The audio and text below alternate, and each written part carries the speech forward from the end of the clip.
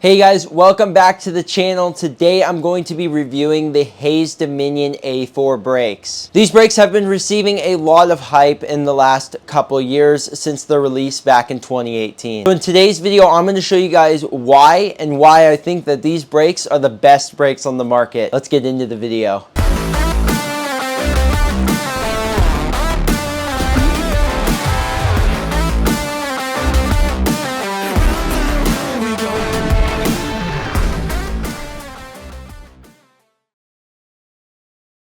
Okay, so a little overview and first impressions on these brakes.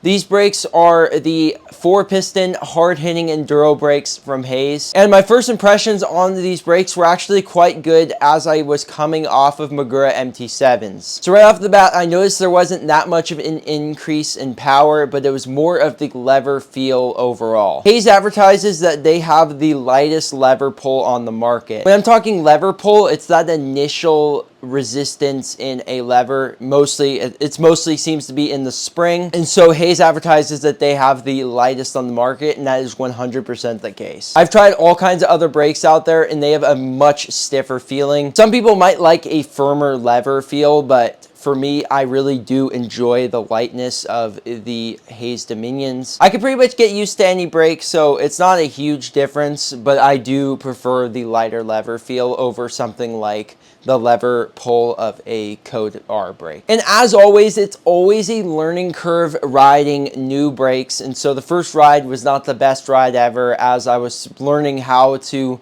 use these brakes. The bite point is in a different spot, and it's also got a different way of delivering that power, but overall my first impressions were pretty positive. Which brings me to power and modulation. Like I mentioned earlier, the power is pretty similar to other brakes on the market, such as the Magura MT7 and the TRP DHR Evo. So I'd say the power is pretty damn solid as it's able to compete with all the other brands on the market. But to me, what is more important is how the power is delivered to the caliper. The modulation on these brakes is pretty good, and I find that they do a very good job of keeping the wheels from locking up on those steep, loose descents. Also, a huge factor is going to be your pad compound, which we'll get into later in the video. I find that these brakes don't have a super strong initial bite, which to some people might be a downside, but to me, I find it as an advantage, and it keeps the wheels from locking up too easily.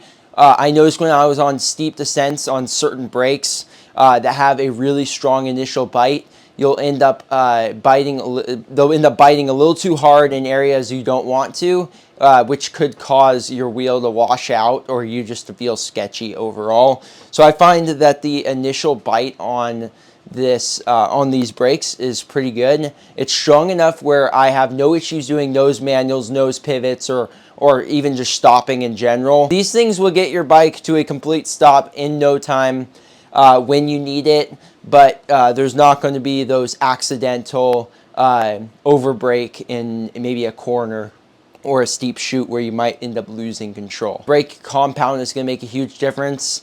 If you guys are curious, I am not actually running any of the Hayes official stuff. I am running the Galfer standard compound pads. If you guys want to know more on those standard compound pads from Galfer, I'll have a linked down in the description below or on the upper corner of the screen. Okay, let's talk consistency. The consistency of these brakes were something I actually struggled with initially with owning these brakes. So I was having a lot of wandering bite point issues, specifically at bike parks where there would be hard braking bumps, but even short descents, I noticed that the bite point was wandering a lot and it was starting to bug me.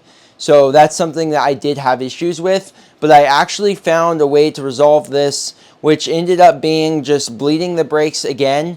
And then another thing I noticed was that I was having sticky piston issues on both the front and rear calipers. Push those partway out, cleaned them, lubed them with a little bit of DOT fluid, pushed them back in, and that pretty much solved my issue. I haven't had wandering bite point since. But last time I was at the bike park and even just riding the local trails, which are quite short descents, I was having some wandering bite point, and then at the bike park it was getting really bad to the point where The lever was barely moving at all.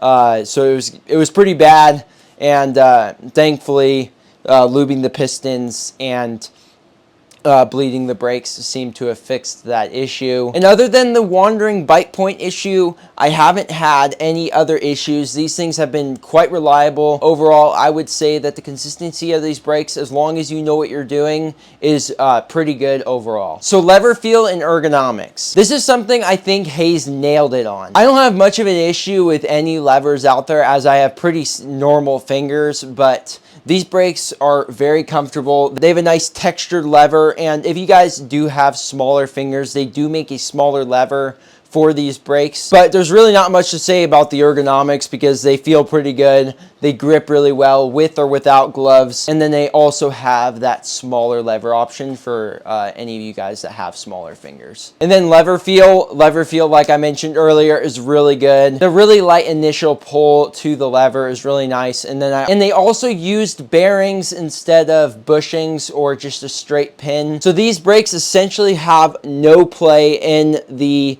lever itself altogether, so that's really, really nice. The lever just feels super high quality. Everything runs super smooth. The only thing that I noticed with the lever is that I did have to throw a little bit of like tri-flow in between this like bushing area up here. I'll put a picture on the screen. It's quite easy. As long as you put that in there, it won't squeak. That's what I was having issues with squeaking. When you cycle the lever kind of fast, you could feel the squeaking and feel the bit of a grimy feeling. But as long as you put some oil in there every once in a while, it only takes 2 seconds. They run smooth all the time. So overall, the lever feel is really nice. Most of you would already know there's 2 types of fluids that most companies use, and one of them is dot fluid and then the other is mineral oil. Dot fluid is commonly seen in car brakes. It's really heat resistant and overall performs pretty good, but the cons of having the dot fluid is that it's not really good to get on your hands, and it can be quite messy. It's just not really good to get anywhere on your body, so probably good to wear gloves when using dot fluid. And then mineral oil is almost like baby oil, not quite the same thing. There is stuff in there that's probably not the best for your hands, but overall it's really not going to hurt you if you get it all over you. So that's why a lot of people like mineral oil. But the thing is with some mineral oils is that they are not as heat tolerant, and so that sometimes can be an issue. So Hayes decided they were going to use dot fluid just to help with the heat. And overall, it doesn't really make a difference for me. I'm not going to buy a brake because it's mineral oil or buy a brake because it's dot fluid. Speaking of dot fluid, the bleed procedure on these brakes are actually quite easy. If you guys get their Pro bleed kit, it's actually a well-designed bleed kit, coming off the Magura one where it's like 2 cheap syringes and a couple little fittings, and it leaks everywhere. This kit was so nice. The fittings were really nice. It's got a really nice interface overall. Plus, these brakes just tend to bleed really well, and they also have a really well thought out YouTube video on how to bleed. Unlike other calipers on the market, it has a dual bleed port. These are more commonly found on motocross brakes, and so it's really cool to see that they implemented it into a mountain bike brake. And having a dual bleed port actually offers you to be able to get on the other side of the caliper and get any air bubbles that might be trapped in there. Stoked that Hayes thought of that, because it does make the bleed procedure that much easier. So like I said earlier with pad compounds, the Hayes brakes come with 2 different compounds in the box. So you're going to have the semi-metallic, which is my personal favorite out of the 2 options, and then you're also going to have the metallic option in the box. I found that the metallic almost unbedded itself in on mid runs, so I found that those were not very good pads, at least in my opinion. They'll get the job done, but I much prefer the semi-metallic pads. But the problem was with the semi-metallic pads is that the semi-metallic pads wear a lot quicker, and so those 2 were pretty much out of the equation. The performance wasn't there for the metallic pads, and the semi-metallic pads were wearing too quickly, and they cost so much. So like I mentioned earlier, I'm running Galfer pads. Installing the pads is not that hard, but coming off the Maguras One thing I do got to point out is that you have to take the caliper off the bike to get the pads out. It's not really a big deal breaker because it's got the crosshair alignment, which is actually all I'll get into now. So the crosshair alignment is 2 grub screws that are in the mounting points of the caliper. And what that does is you can pretty much fine tune the way that the caliper's sitting, and you can pretty much get it 100% straight with the rotors. And so it's a really nifty thing that they implemented with these brakes. They're pretty much set in the position that they need to be in to be straight with the rotor. And so when you take the caliper off, you can put the caliper right back on and just hold the caliper against those grub screws, and it'll be in the exact place that it was when you took it off. So I've ridden these brakes in all sorts of conditions. I've had these brakes on the bike for quite some time now, and have actually done a couple races on them. So I've ridden them in dry conditions, super dry conditions, wet conditions, and super wet conditions. Pretty much any conditions that you're going to be riding in, I've ridden in them. And these brakes perform amazing. I've ridden all sorts of conditions with all the different pad compounds as well.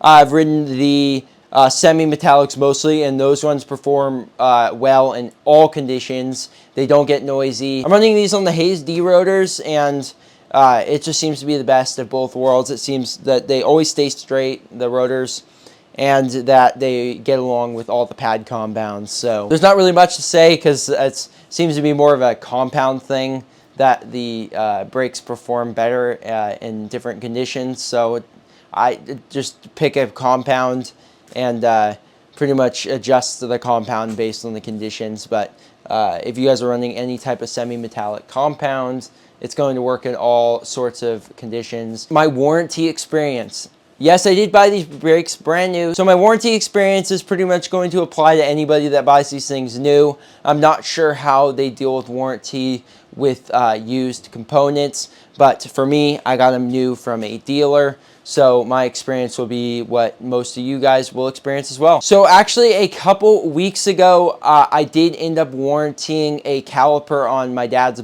e-bike. My dad had a caliper with really sticky pistons. Those things were so stubborn. I tried the trick that I was mentioning earlier multiple times, and those pistons would not stop sticking. That was time to go through the warranty process and try to get a new caliper. So I pretty much sent them a picture of the sticky pistons, said what the deal was, and they got back to me in a couple days, and they're like, no problem. They confirmed my shipping address, and there was pretty much no questions asked. Guys over there at Hayes are really, really cool, and I would not hesitate with these brakes, even though that they do have some issues. They're not the best in terms of QC. Their quality control is kind of, you know, iffy. Seems like but once you get a gem, that stays a gem. So that's what's really nice about these brakes, is that once you get a good set, I talk about these brakes being a little bit like a sports car. You need to stay on top of maintenance, you need to stay on top of stuff, but as long as you do, they're going to be reliable, then they are going to perform like a beast. There you guys have it. I hope that helped you guys make a decision whether these brakes were for you or not. And if you guys did enjoy this video, please smash that like button down below. And if you would like to see more review videos just like this, please smash that subscribe button down below. Thanks for watching, and I'll see you guys next time. Peace.